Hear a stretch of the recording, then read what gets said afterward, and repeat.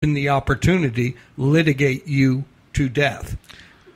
Which leads, well, I had one question that I wanted to ask earlier that it's about real estate. Maybe we'll get back to that. But right off of this topic, one of my questions is with the whole Trump administration's push for, finger quotes, heavily intended religious freedom. Mm-hmm. Mm-hmm. Yeah, it's like if I bake a cake and you're gay, I'm not going to not going to sell this cake to you because you're gay, because you're LGBTQ.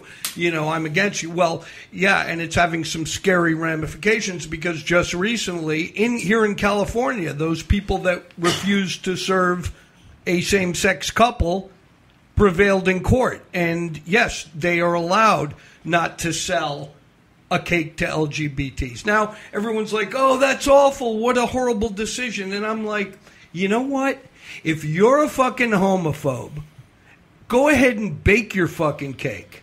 All right? Because you're going to eat it too. Because we'll let the consumers decide whether they or not they want to do business with you.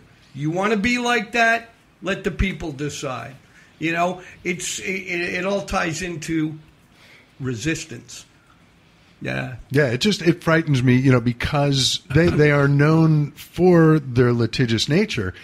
And one of my thoughts was, well, wow, how is this going to affect Scientology's rights to sue people? Are they going to have more leeway to go after the suppressive people? Well, you know what? That's a good question. I don't know that I can answer that, but I can tell you this. There's a extremely high bar to prove a libel case or a defamation case in this country, and you have to, prove not only that the information that you put out is false, that's not enough. You got to prove there was malicious intent, and you have to prove damages. And I learned this back in 1996 when Scientology put me on notice of their lawsuit. Oh, we're going to sue you for defamation. And I'm like, bring it on. Let's go.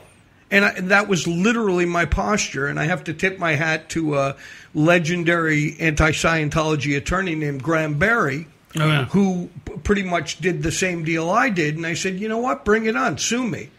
Because I promise you, when this gets to court, I've got a subpoena in my back pocket for every celebrity Scientologist. And you know what? I want to find out. I want to open the books on them. I want to find out if their multi-million-dollar donations to this cult decreased as a result of what I wrote, which, in effect, they aren't even allowed to look at to begin with. It's N theta is their word. In other words, if you read this stuff, you will get sick. You will die. This is anti-Scientology. These people are the enemies. So they're not even going to read it. So you don't really even have a case. Because how did I damage you? I want to see your books. And they're never going to open their books. 501c3 nonprofit. My ass. Somebody's eating really well and getting really fat on all those thin dimes that are given to Scientology. Well, and that gets to my next question, which, you know, Carl, you were talking about the luxurious nature of the Celebrity Center. Incredible. I have heard that I think next to Disney, Scientology owns the largest amount of real estate in Los Angeles. I would say dollar for dollar, that may well be true. I mean, they do have some sweet spots, not just Los Angeles, in Southern California, the desert areas, out in Hemet. Oh, my God. You know? Gold Base, yeah. Gold Base, Golden Era Studios, this, that, and the other thing. They bought KCET, our bastion of public radio, is now where they're producing these Scientology commercials. And when I'm talking about commercials, I'm not just talking about something that comes on late night while you're watching the midnight movie. For God's sakes, they had a Super Bowl ad. Oh, no kidding. And they had the opening of the Winter Olympics in Seoul. Yes. And wait, the current Pyeongchang or Seoul? Yes, the current one. Okay, Pyeongchang. Yeah, same country. Exactly. So in other words, they put these vastly expensive commercials out to promote Scientology, but they're not promoting Scientology because the secret is out. We are all, and 99.8% of the people listening to this right now all are in on the secret. We know it's a cult. It's a laughable cult. I mean, for God's sakes, I helped inspire the Trapped in the Closet episode of South Park, which laid out all the secrets of Scientology in a little cartoon, and it went around the world 3 times and back, okay? We're all in on it. We know. That was one of the funny, because I didn't watch the opening ceremonies of the Olympics, but I saw the Super Bowl ad. And I was at a friend's party. The commercial aired, and there was literally like 2 beats of silence, and then everyone cracked up because the commercial ends with them saying, "Hey, Google Scientology," and we're all like, "Is that really a good idea from their standpoint?" Well, exactly, and they're tying that into their whole "what is Scientology" brand, which. Ask a Scientologist what Scientology is, and you'll never get a good explanation. They'll say shit like, well, what's true for you is true. Wow, how profound. Jeez. Okay, thanks.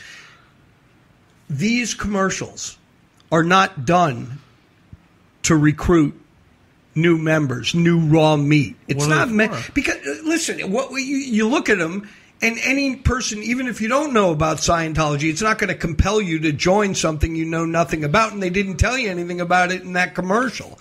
However, what I will say is this, and I really got this from Scientology's former number 2 guy, Mike Rinder. You may have seen him on the Leah Remini show, Scientology in the Aftermath.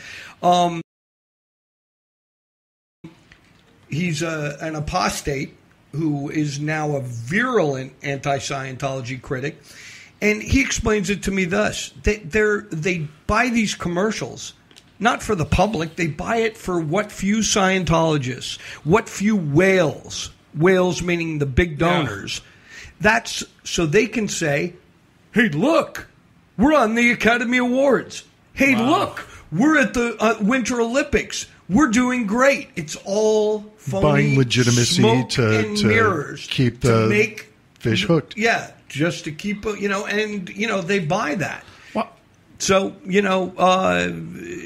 that is fundamentally how a cult works. Gaslighting, smoke and mirrors, flim-flammery.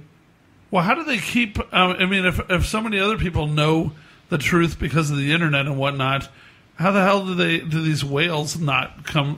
They have to have brains to be in charge of big corporations or something. Or I don't understand how Tom Cruise is kept in. Is it the rumor is that they're blackmailed because in the process of auditing they reveal their biggest secrets and then they're trapped. But the thing is, even now, it's like there's the some coffee stigma. table book we were talking about earlier, the John Travolta coffee coffee table book that. With dick pics, right? But let me ask but what I'm saying is that nowadays it's like a stigma to a degree about being gay if you're out in the closet. But I mean, come on, I mean, really, I think that by now people know like the only thing that Tom Cruise makes money at is Mission Impossible movies. I don't care what you throw at me. I hate Tom Cruise as a person.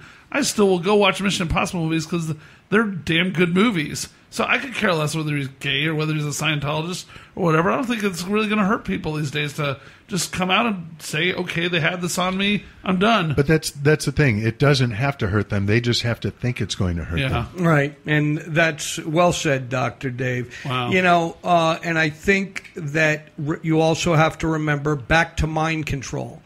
Do not underestimate it. It's extremely powerful. And when you go up those levels and when you're invested so deeply in something, honest to God, let's go to John Travolta. Okay.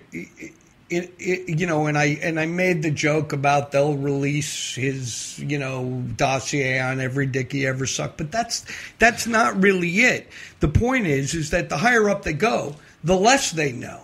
In other words, they don't know black from white. And you see, they're caught in, and I think I mentioned earlier, Tori Chrisman likes to call it the Truman Show. Huh. And it's there really is no way out for them. And if they do leave, I promise you, and they've done it before, and they will do it again because it's Hubbard doctrine, it's unalterable. They will destroy you, especially if you don't leave quietly. You speak out against Scientology, look what they're doing to Paul Haggis right now. the screenwriter. He Oh, wrote that the they're movie accusing him Crash. of rape and all that. Oh, yeah. You know, But and- Leah Remini is doing fine. She got a role on Kevin Can Wait. Well, of course she did. You know, she's a formidable actress. She is. Haggis is an Oscar-winning director. though. Exactly. You know, and believe me, they've tried to destroy Leah Remini. You know, however, she was a Scientologist. She has essentially been deprogrammed, for a lack of a better word, and she sees the truth, and now she can speak truth to the very insignificant power of Scientology. Anyway, this is the gray zone, and I'm really happy that I got to come up here and have fun with Carl Kozlowski. Thanks, man. I'm glad Michelle was able to join me in the protest earlier. It's been a pleasure. And, you know, when you think about it, it's like, of course we talked about Scientology for an hour. We could talk about it all day if you wanted to. I think, you know, if I come back and we do this podcast, I think that the way I would like to do this show, like my experiences with Scientology, like my experiences investigating high-profile crime stories before they even are high-profile crime stories, I kind of want to present a theme, if you will. Is this egotistical of me? Maybe. I don't know. But, you know, I've always thought whenever I'm working on a story, whether I'm in Bangkok, Thailand, investigating David Carradine's mysterious death, or I'm down in Buenos Aires, Argentina, you know, investigating a woman, Angie San Clemente Valencia, who became the head of a cocaine cartel because she was a beauty queen and was able to recruit Victoria's Secret models to ferry hundreds of kilos at a time out of Argentina to the United States and the UK and all throughout Europe. That particular story. When I'm on these stories, you know, as an ink man, as a scribbler, you know, I'm always looking over my shoulder and I'm saying, my God, what if there was a camera over my shoulder? Wouldn't that be something? You know, wouldn't it be something to be able to show, A, how I got that story, and B, have you see in the corners, on the fringes? You know, it's like I've been looking into drone technology, and I am very, very excited about the possibilities of drones, using it for investigative work. Can you imagine dropping a drone into a live crime scene? What would you see? What would you be able to find out? What's in the corners? What don't you see? Well, the drone's going to see everything because you're going to have GoPro cameras. Like, you know, I don't know much about technology. Michelle is the technology geek in the family. But imagine like a disco ball, and you put and if you were to paste all these GoPro cameras around it, so you had every angle covered. Imagine that drone floating down into a crime scene. Imagine what you'd pick up. I mean, you'd be 3 steps ahead of the cops, and that's exactly where I like to be. So join me. You know, we'll come back. We'll talk about various stories. Awesome. And we'll talk about how I got that stories. And we'll be doing it from up here above the HMS Bounty in the gray zone. So, thanks a lot. Thanks for having me. Thank you. All right.